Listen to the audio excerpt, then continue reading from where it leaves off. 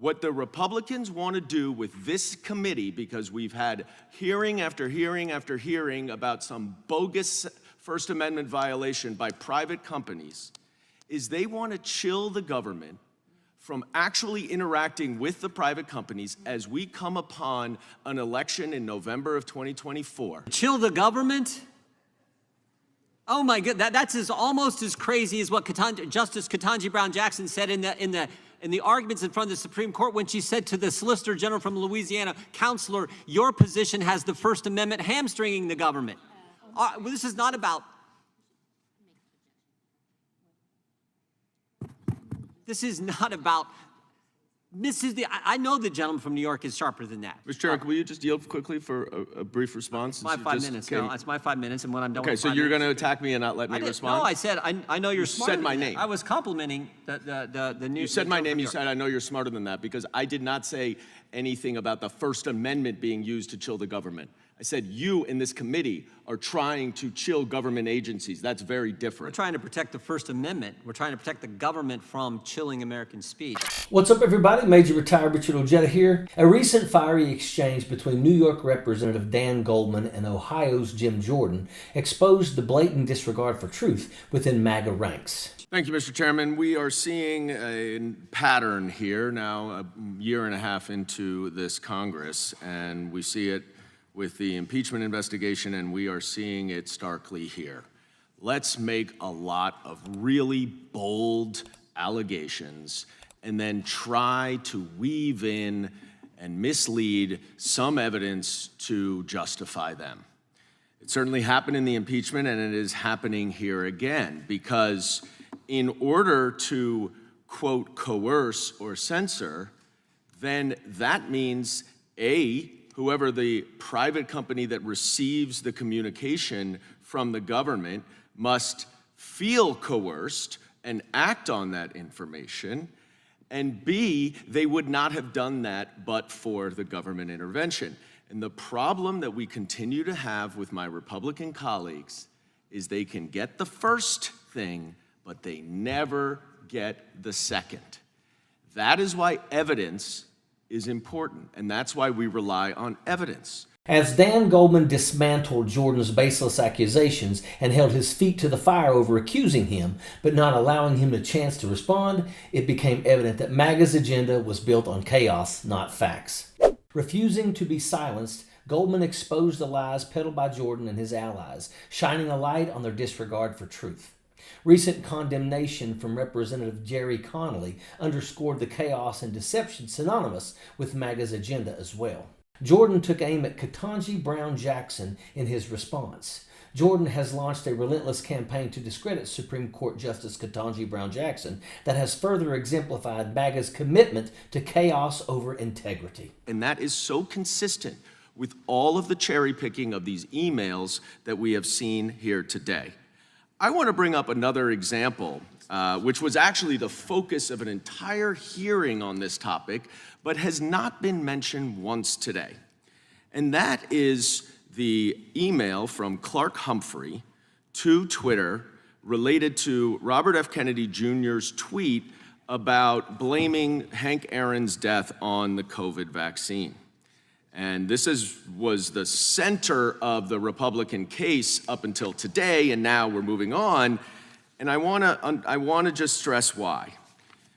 Clark Humphrey wrote, "Wanted to flag the below tweet, and I'm wondering if we can get moving on the process for having it removed ASAP. Oh my goodness, coercion. That is censorship. It's some industrial complex." But you know what the problem was? It wasn't taken down. It wasn't taken down. Twitter received that email from the White House and did not act on it. Mr. Seligman, is there possible to have coercion when someone does not do what the other person asks? No. Despite being presented with clear evidence, Jordan persisted in his misguided attacks, revealing his allegiance to chaos over truth. Goldman's assessment that Jordan's claims of collusion were ludicrous echoed throughout the proceedings, highlighting MAGA's aversion to truth. Even when presented with facts, Jordan remained defiant, cementing his reputation as a purveyor of chaos and deceit. The exploitation of Baseball Hall of Famer Hank Aaron's passing by anti-vaccine activists further showcased MAGA's dangerous disregard for the very truth they claim to defend. As officials swiftly debunked baseless claims linking Aaron's death to COVID-19 vaccine, it became clear that MAGA's agenda was rooted in disinformation. So what is this all about? It's not actually about proving a First Amendment violation. What the Republicans want to do with this committee, because we've had hearing after hearing after hearing about some bogus First Amendment violation by private companies, is they want to chill the government from actually interacting with the private companies as we come upon an election in November of 2024. Russia interfered through social media in 2016. Russia tried to interfere in 2020, and you can bet Russia is trying to interfere in our election in 2024, and the only way that these social media companies can know that is by being provided with information from the United States government and their law enforcement investigations, and if that can't happen, then Donald Trump and these Republicans benefit because Russia will help them. That is why we hear, and that is why this is bogus. And I yield back. Let's not forget that Jordan's track record as a legislator speaks volumes about his character. Focused more on sabotaging deals than forging them, he's earned a reputation for obstructionism rather than productivity. Mr. Chairman, is this a joke? No, seriously, is this hearing a joke? This is a committee that now cares about subpoena compliance? And we're going to hold somebody in contempt for subpoena compliance? That's really interesting because, to me, it seems like you believe we all had our memories wiped 608 days ago when you failed to honor your own subpoena. And that is House Democrat Eric Swalwell of California slamming Ohio Republican Jim Jordan. Jordan is the chairman of the Judiciary Committee, which met just down the hallway from the House Oversight Committee, where Hunter Biden made a surprise appearance on Wednesday, indicating his willingness to testify publicly. The Republicans are demanding a private deposition of Hunter Biden and have subpoenaed him as such. Biden is ignoring that subpoena and faces a Republican-led contempt of Congress criminal referral.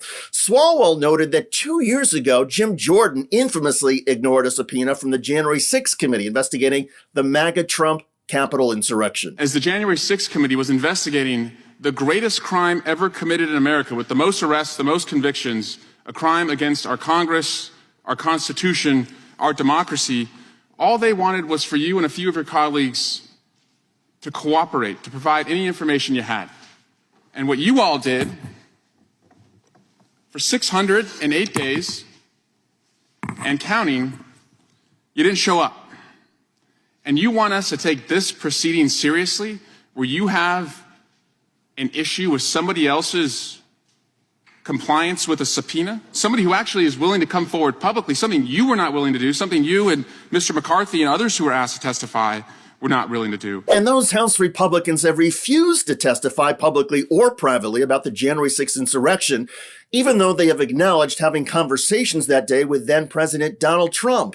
What were the conversations? Did the House Republicans and Trump discuss the plan to try and block the Biden election certification? Did any of the Republicans urge Trump to speak publicly against the violence and mayhem on January the 6th?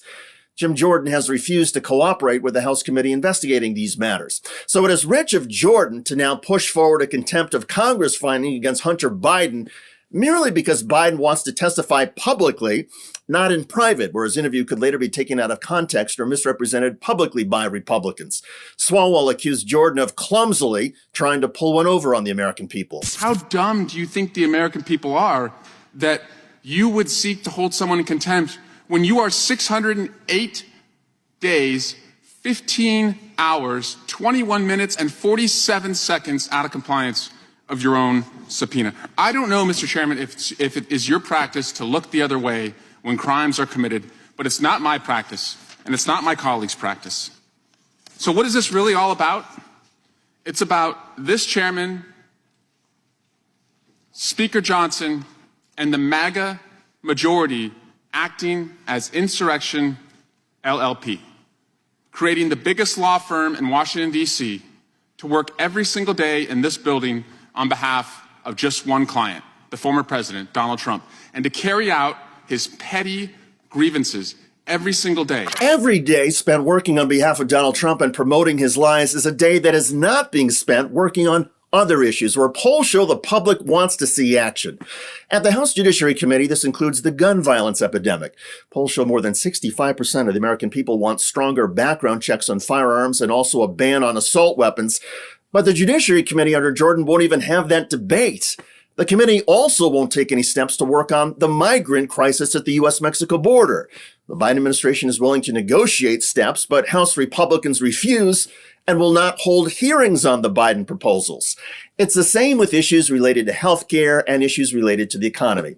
Instead, the Republican-led Judiciary Committee and the Republican-led Government Oversight Committee are focused almost exclusively on smearing Hunter Biden and trying to impeach his father, President Biden, even though there's been no evidence that the president committed impeachable offenses, unlike Donald Trump, who has been criminally charged for his efforts to block the 2020 election certification. And yet, House Republicans, including Jim Jordan, refused to cooperate with the January 6th investigation, but will hold Hunter Biden in contempt for his refusal to honor a subpoena calling on him to testify in private. The hypocrisy of Jim Jordan is off the charts. Kudos to Democrat Eric Swalwell for calling Jordan out.